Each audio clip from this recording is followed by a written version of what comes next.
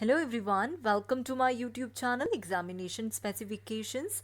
Today in this video we are going to deal with a very important section, that is section 133 of Indian Contract Act 1872. इससे पहले की videos you people can check out in my playlist. ठीक है, अभी हम section 133 पढ़ते हैं. Section 133 बात करता है discharge of surety by variance in terms of contract. ठीक है, any variance made without the surety's consent in the terms of the contract between the principal debtor and the creditor discharges the surety as to the transactions subsequent to the variance. Now what does it mean? See, surety अपनी liability से कब discharge हो सकता है? आपने पहले मैंने revocation में बता सी by revocation, by conduct of the creditor and by invalidation. So revocation के सेक्शन आप लोगों ने मैंने ऑलरेडी कवर्ड अप कर चुकी हूँ. सेक्शन 130 एंड 131 के अकॉर्डिंग रेवोकेशन हो गया, बाय नोटिस दे दिया उसने, फ्यूचर ट्रांजैक्शन, वो तो वो डेथ हो गई उसकी श्योरिटी की, तो वो रेवोकेशन कर सकता है रेवोकेशन, और वो अपनी लाइबिलिटी से डिस्चार्ज हो जाता है.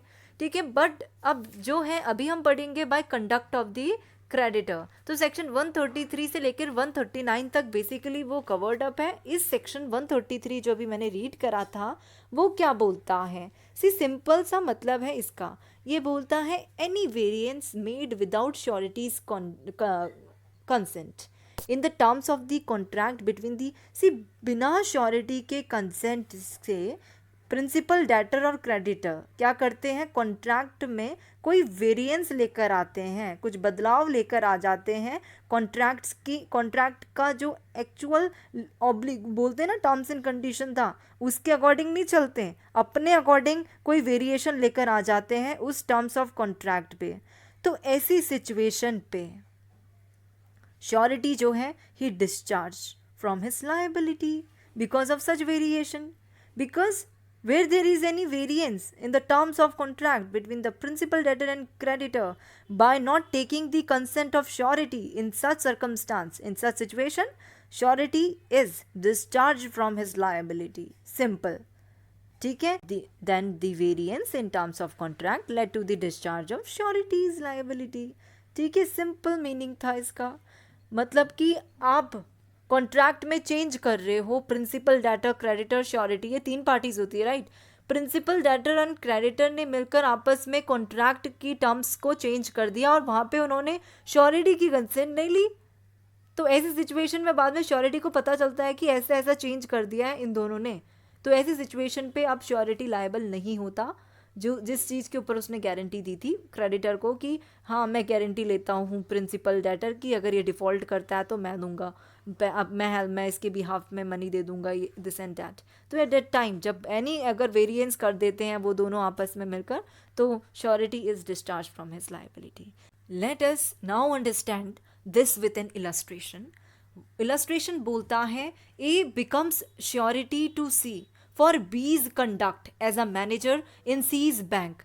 Afterwards, B and C contract without A's consent that B's salary shall be raised and that he shall become liable for 1/4 of the losses on overdrafts. B allows a customer to overdraw and the bank loses a sum of money.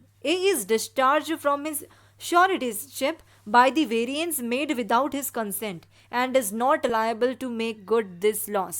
Simple सा मतलब है इस illustration का and very simple. सी ए जो है वो surety है यहाँ पे और सी जो है क्रेडिटर है. ठीक है, ए सी को बी की श्योरिटी देता है कि बी के कंडक्ट के लिए एज अ मैनेजर, बी के कंडक्ट के लिए as a manager in case bank वो क्या देता है? श्योरिटी देता है ए. नाउ बाद में बी एंड सी कॉन्ट्रैक्ट करते हैं. बी एंड सी यानी कि यहाँ पे प्रिंसिपल डेटर एंड क्रेडिटर आपस में मिलकर क्या करते हैं? कॉन्ट्रैक्ट करते हैं. वहाँ ए की कंसेंट नहीं होती. ठीक है, वहाँ पे ए की कंसेंट नहीं होती. सी एंड बी की सी जो है बी की सैलरी को बढ़ा देता है एंड बोलता है कि ओवरड्राफ्ट जो भी जाता है अगर उसमें लॉस होता है तो बी की सैलरी से 1/4 कट होगा. नाउ बी एक कस्टमर को ओवरड्रॉ करने की परमिशन दे देता है, राइट, जिसकी वजह से बैंक मनी जो है बैंक की अमाउंट खो देता है। Now what happen is that A जो है अब अपनी श्योरिटी से डिस्चार्ज हो जाता है। ए क्या था यहाँ पे? श्योरिटी था। बी और सी ने आपस में मिलकर, आप देख रहे हो, वेरिएशन कर दिया कॉन्ट्रैक्ट पे खुद ही खुद, और यहाँ पे श्योरिटी को पता ही नहीं था कि ऐसा भी कुछ हो गया है। नाउ जब बी ने कोई ऐसा नुकसान करा, ठीक है, बी ने जब नुकसान करा और बाद में जो बैंक के ऊपर जो भी आपने अभी इलस्ट्रेशन में मैंने जैसे बताया आपको, तो अब इसके बाद जैसे ही श्योरिटी को इस बारे में पता चलता है कि उन दोनों के बीच में without the consent of surety such variation had been happened, so इस सिचुएशन पे ए जो है ही is discharged from his liability, because वहाँ श्योरिटी की कंसेंट ही नहीं थी और सीधा आपने भाई चेंज कर दिया। तो कंसेंट होना ज़रूरी है। अगर कंसेंट होती श्योरिटी की, so yes definitely surety liable होता, बट यहाँ श्योरिटी की कंसेंट ही नहीं ली, hadn't conveyed with the surety, तो यहाँ पे प्रिंसिपल डेटर की ऐसे कंडक्ट के लिए surety will not be liable, ठीक है। So this was the creditor और surety creditor and principal debtor ने आपस में मिलकर वेरिएशन लिया है, तो ऐसी सिचुएशन पे श्योरिटी नहीं लायबल होता, क्योंकि वहाँ पे श्योरिटी की कंसेंट ही नहीं थी उस variance in the terms of contract.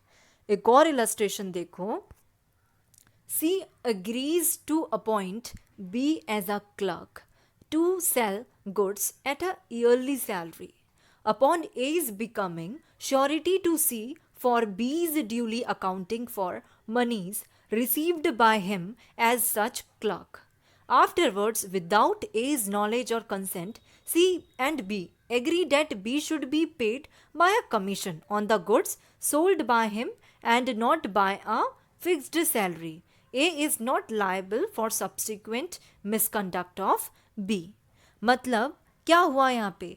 C agree करता है, वो B को एज अ क्लर्क अपॉइंट करेगा गुड सेल करने के लिए एट ईयरली सैलरी, सालाना सैलरी देगा, एंड इसकी श्योरिटी A लेता है B की, वो एज अ क्लर्क अकाउंटिंग अच्छे से करेगा मनी की।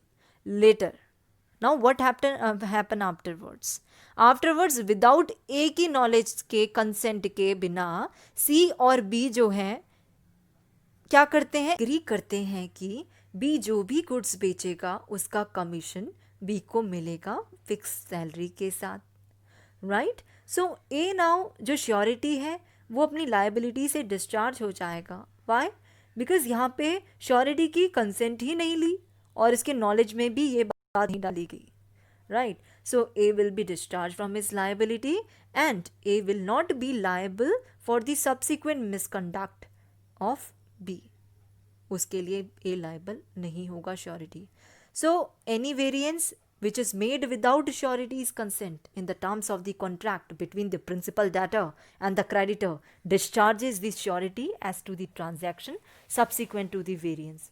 So this was all about section 133 of Indian Contract Act 1872, and do like and subscribe my YouTube channel Examination Specifications. If you have any doubt, tell me in the comment box. ठीक है?